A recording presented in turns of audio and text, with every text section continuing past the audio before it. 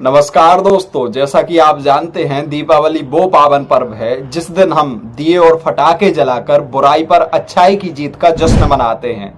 ऐसी बहुत सी कहानियां आपको YouTube पर और जगह जगह मिल जाएंगी जो आपको ये बताती हैं कि दीपावली क्यों मनाई जाती है। ऐसी क्या बात है जो दीपावली को इतना खास बनाती है। दोस्तों, इन सब कथाओं में प्रसिद्ध सबसे प्रसिद्ध कथा नरकासुर की कथा है। आखिर एक असुर के लिए इस दिन को क्यों मनाया जाता है? ऐसी क्या बात है जो नरकासुर को इतना अलग बनाती है, उसे सभी असुरों में मान दिया जाता है। तो हेलो दोस्तों, आई एम ऋषि राज रावत और आज मैं एक पौराणिक कथा लेकर के आया हूँ जो नरकासुर से जुड़ी हुई है, मतलब दीपावली से जुड़ी हुई है।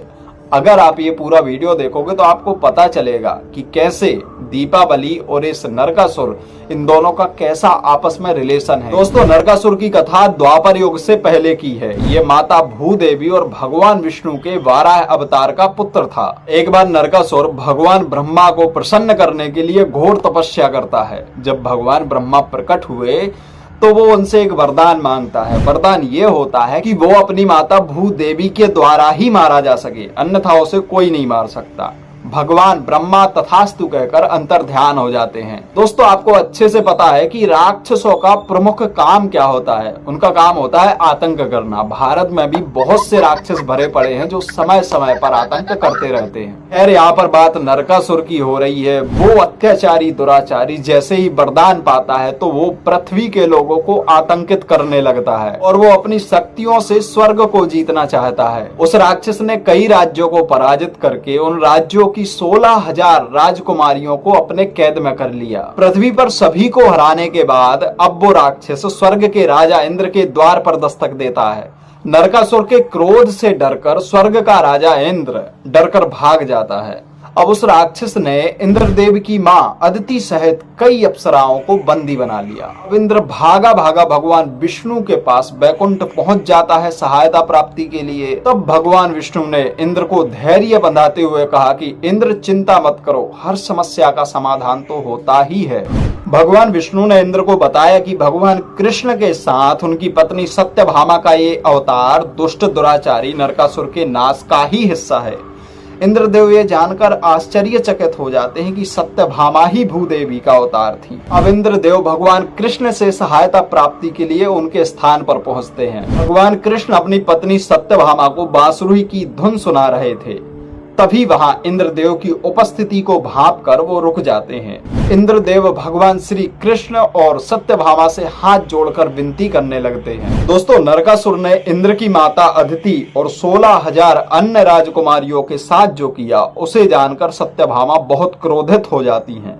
अब मां सत्यभामा भगवान कृष्ण के साथ राक्षस नरकासुर से युद्ध करने के लिए गरुड़ पर विराजमान हो जाती हैं। दोस्तों, युद्ध के मैदान में नरकासुर अपनी सेना के साथ तैयार था। भगवान श्री कृष्ण पूरी सेना के साथ साथ नरकासुर से भी युद्ध करने लगते हैं। लेकिन नरकासुर का अगला प्रहार इतना भयंकर होता है कि भगवान श्री कृष्ण कुछ देर के लिए मूर्छित हो जाते हैं। अपने पति को बेहोश देखकर मां सत्यभामा की आंखें क्रोध के कारण लाल हो जाती हैं। तड़ तड़ तड़ तड़ बिजली तड़क रही, बादल इतनी जोर से गर्जना कर रहे हैं मानो गर्जना के कारण फट ही जाएंगे। उसी समय मां सत्यभामा अपने तरकस से एक बाण निकालती हैं और उसे धनुष की प्रत्यंचा पर चढ़ाकर कुछ इस तरह से प्रहार करती हैं कि दुराचारी नरकासुर एक ही प्रहार में बुरी तरह घायल होकर जमीन पर गिर पड़ता है। दोस्तों, अब यहाँ पर एक बड़ा मोड़ आता है। नरकासुर की मृत्यु के कुछ क्षण पहले ही भगवान श्री कृष्ण सत्यभामा को बताते हैं कि नरकासुर उनका ही पुत्र था और वहीं दूसरी तरफ नरकासुर ये जान जाता है कि उसकी मृत्यु अब निकट है।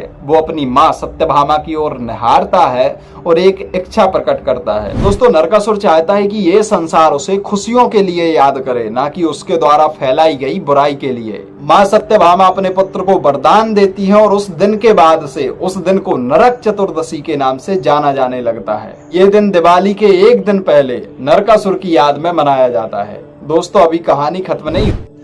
रुको जरा, सब्र करो, बोला धक्का मुक्की नहीं करने का। दोस्तों, इसके बाद कथा कुछ इस प्रकार आती है कि भगवान श्री कृष्ण ने नरकासुर के द्वारा कैद की गई 16,000 राजकुमारियों के साथ विवाह किया था।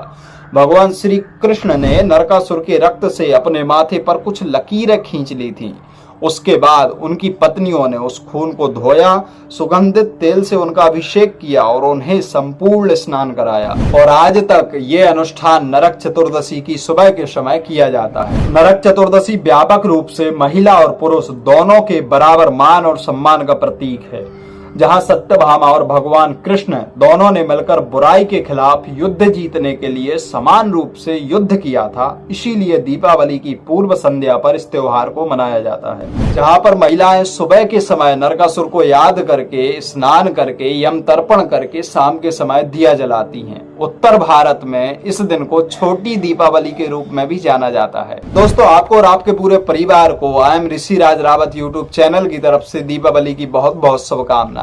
बहुत बहुत धन्यवाद आपका।